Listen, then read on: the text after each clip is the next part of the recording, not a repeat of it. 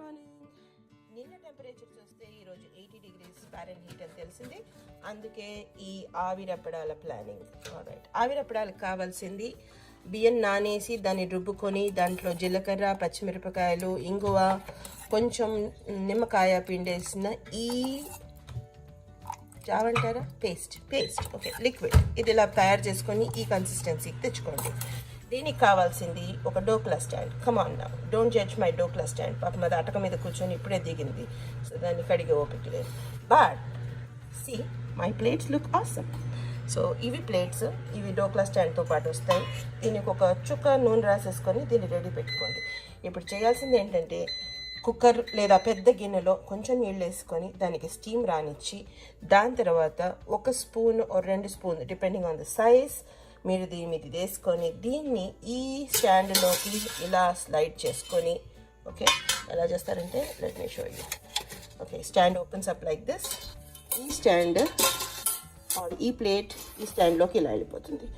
అలా 4 లేయర్స్ ఒకదాని తర్వాత ఒకటి పెట్టుకొని తర్వాత ఒక 2 minutes ఆవిరి పట్టించి దాన్ని దింపుకోవాలి.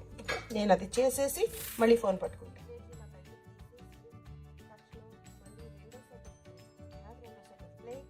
దాన్ని వెంటనే పెట్టేస్తే మీకు టైం బాగా కలిసి వస్తుంది.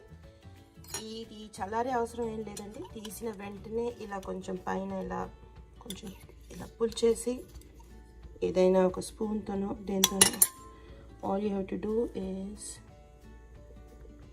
peel it. There you go. Alright, this is how camera, this is how it looks.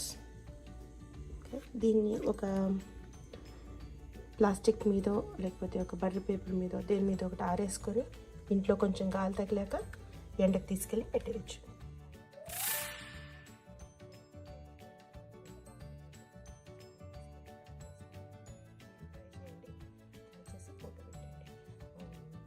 ఇప్పుడు ఇది హైదరాబాద్ వాళ్ళ భాషలో చెప్పాలంటే మా అమ్మ చేసేది, మా నాన్నమ్మ చేసేది, మా పిన్ని వాళ్ళ మేనత్త చేసేది, ఈ ముచ్చట్లన్నీ నాకు వద్దు, నువ్వు చేసి పోస్ట్ పెట్టు, సంతోషిస్తా.